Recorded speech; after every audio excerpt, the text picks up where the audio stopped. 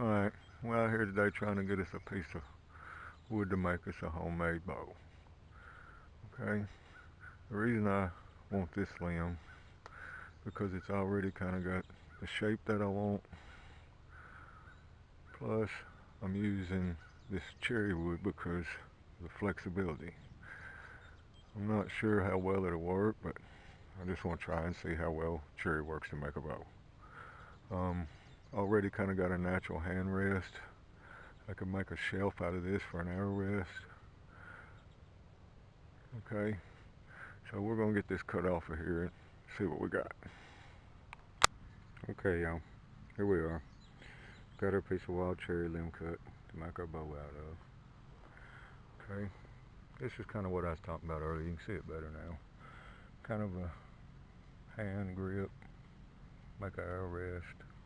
Kind of got a little curvature on both sides. Okay, something else I wanted to show you. This bark on this cherry tree, when it peels off, it comes off just like paper. I mean, you guys wouldn't believe how smooth that is. It would make a great fire bundle. Worst case scenario, use it for toilet paper. I mean, you wouldn't believe how smooth that is.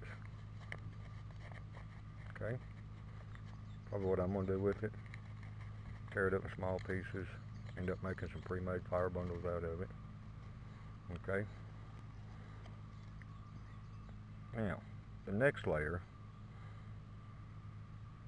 is the under layer of the bark. It really got a bright green color to it. This stuff right now is so wet, moist. You can actually take and tear this stuff in strips.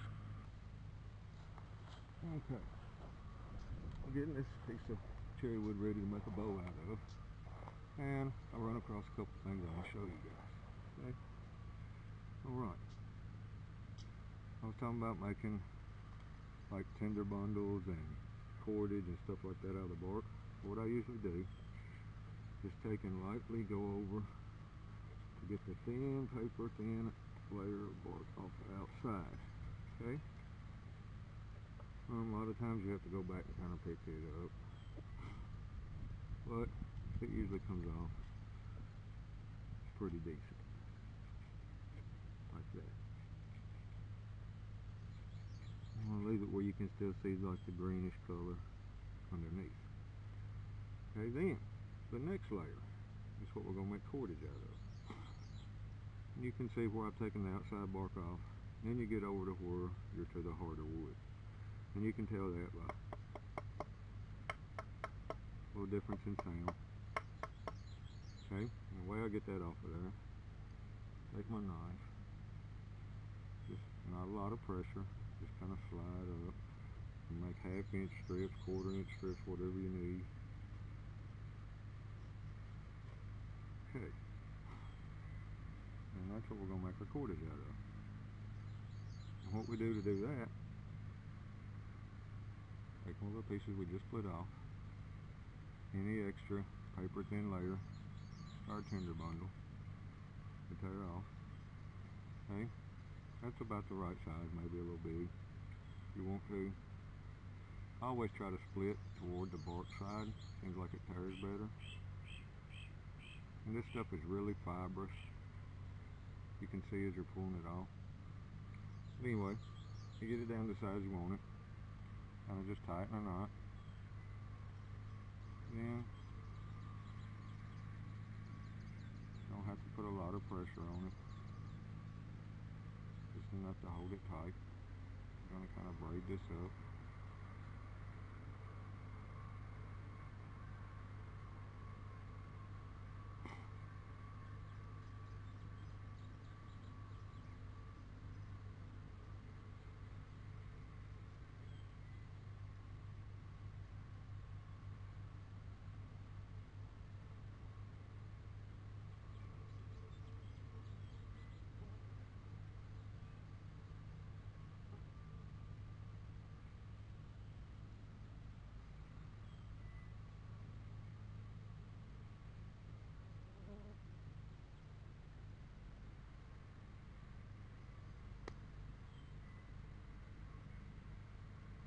this stuff probably won't be good to like hold your weight because of the thin layers I'm using. The bigger you make your layers, the stronger it'll be. Something like this, I would use it for maybe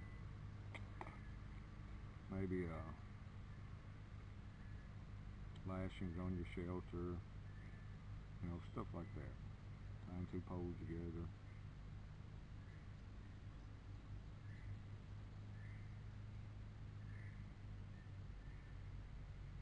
Okay. And that's what you kind of look like. Maybe a little rough there. Okay. Then you let that dry. Okay. Then after it dries, it'll be stiff. Kind of work it, soften it up. Like I said, bindings, lashings, anything you need to weave, you know, like fish baskets, anything you need to tie together, this should hold great. Okay? Alright. Now,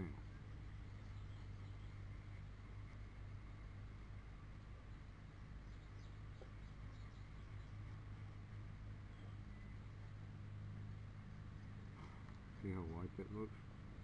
Now you can tell you're getting through the second layer.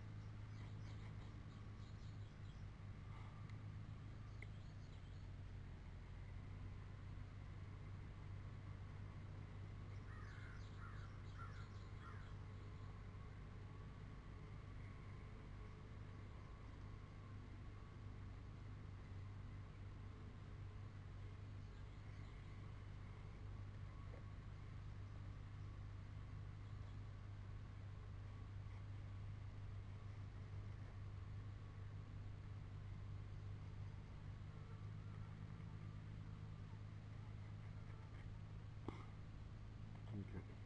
I just wanted you guys to see what I was doing here. Alright. And, okay. You see how much we shaved off of there? A couple feet. Made this much lashings.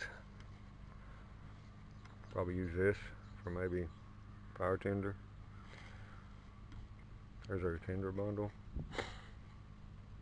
All that from just 2 feet of shaving bark.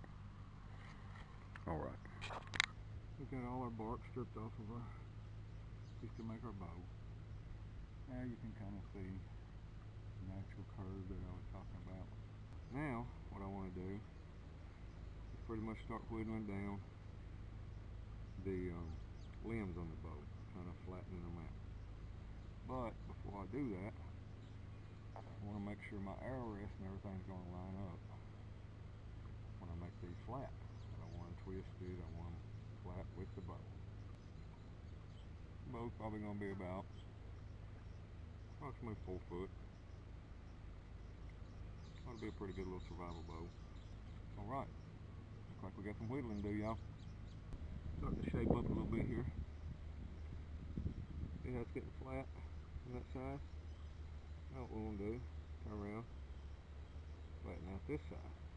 I just wanted y'all to kind of see how this is shaping up. Kind of starting to flat out. There's our hand rest.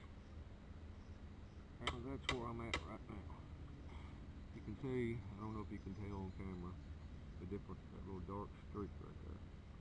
That's the heart of the wood. Like on this side. Well, by knowing how wide that is, how thick we are, we'll probably have to still do a little trimming, but it gives me a kind of an idea as I'm going how deep I'm getting into the wood.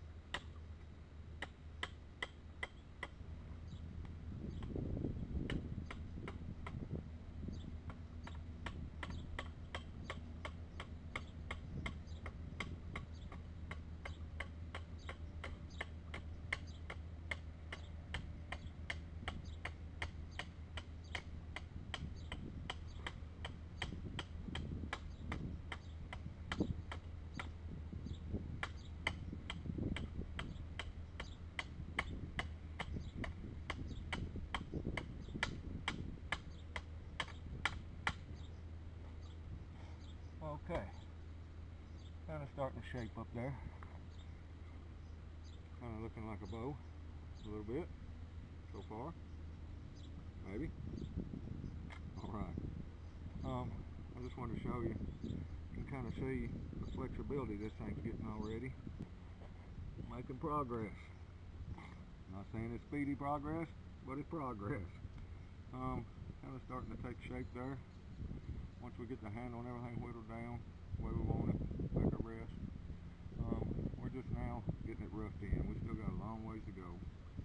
But, you know, stranded, survival situation. If it took you all day to do this, you know, you still got something to protect yourself, something to hunt with, feed yourself.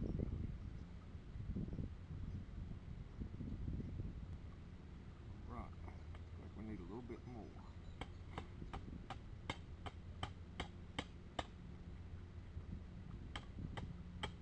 You got to kind of be careful too as you get so far. You always want to work from the middle out, because if you start doing it this way, it's going to splinter down in here somewhere. Just saying. Usually what happens to me anyway.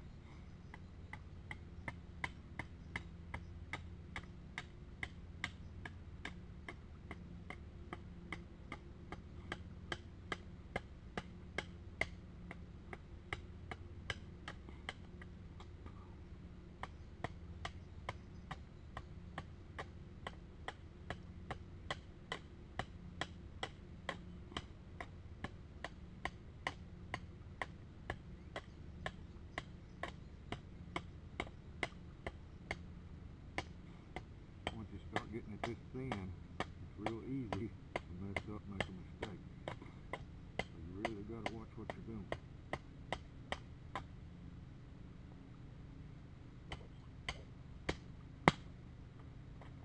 Alright, let's see here. See if y'all can see. It's really starting to take shape. Still a little thick right here. We're going to whittle this down, kind of narrow all this down to where to kind of give it some give in the middle, where the limbs aren't doing all the work. Alright?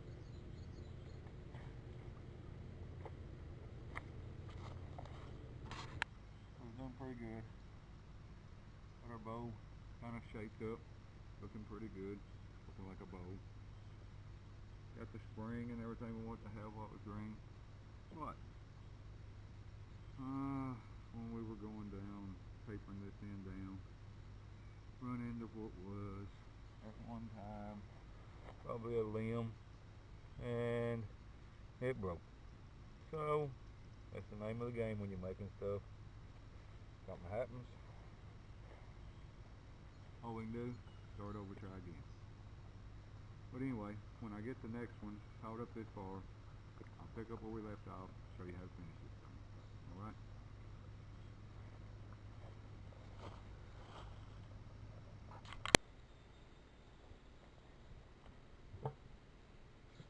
Okay, y'all, here we are. This is a bow we had made earlier and had the knot hole in it, ended up breaking. Okay? I went back, got another one, already up to the same point. Now what we're going to do, kind of flatten this out. And what we're trying to do is so when we get the bend on this, it won't just be on the outer part of our limb. We're going to try to get this whole thing where it has a little flex to it. Okay? That's going to be our next step. I've already started a little bit. What we're going to do, we're just going to kind of trim this out.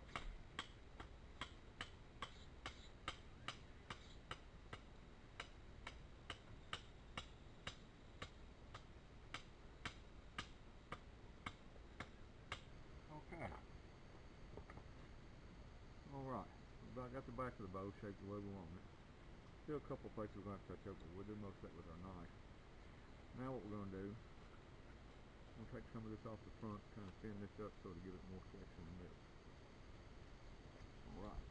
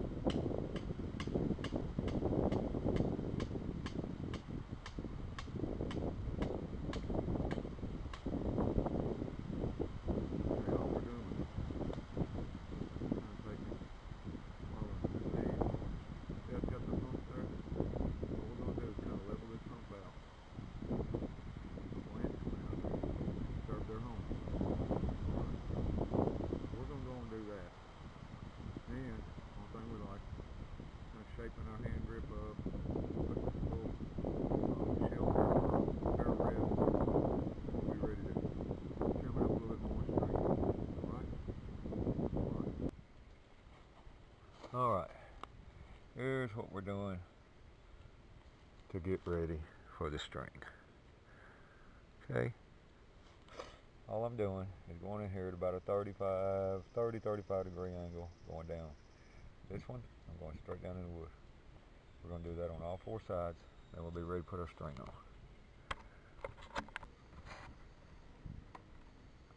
Okay, y'all, what I got going on, this is what I'm going to use to make my bowstring out of. It's just a black staging cord. Okay, what we're going to do, we're going to take 3 strands of that, and we're going to kind of braid it. Just to see if we can, only reason I'm going to braid it, just give me a little more strength. Last thing we want to do is draw that bow back and that thing break on us. So I'm going to braid this up.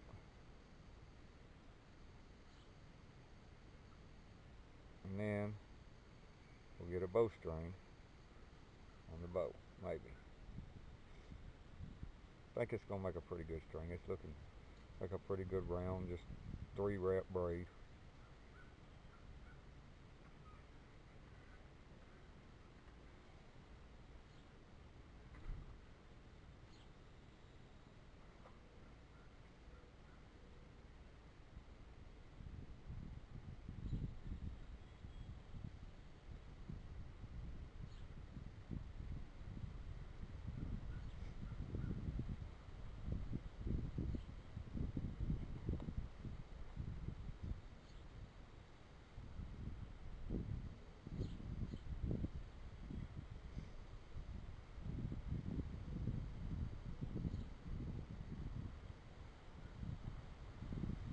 Don't really take a long time to do.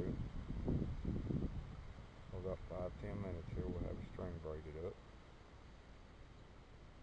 And then we'll be ready to put that on our bow. Okay? Alright, y'all. Got our bowstring made here. That's what it looks like all braided up. Trying to hurry this up. Looks like it's fixing to start raining. Anyway. Yeah, I'm just going to tell you. This is just a basic survival bow. Not something you're going to go out here and kill bear and bow yourself. Figure out how to make a bow strong enough. But right now, this is just something to get us by. Survival situation. Shoot a couple fish, rabbit, squirrel, any kind of small game. Maybe even raccoon, groundhog. Alright. Here we go. Okay, y'all. All I did, took a piece of hackberry, trimmed the bark off, kind of straightened it out a little bit here. And the reason I chose hackberry, because while it's green, you can just kind of straighten it back out, take the curves out of it. Made a little notch in this end for our bowstring, and I just sharpened this into a point. Alright. Like I said, y'all, this is something just to get us by. Survival situation. Like I said, not gonna go out and kill full-grown deer, bear, elk, stuff like that. But small game, this might work out pretty good.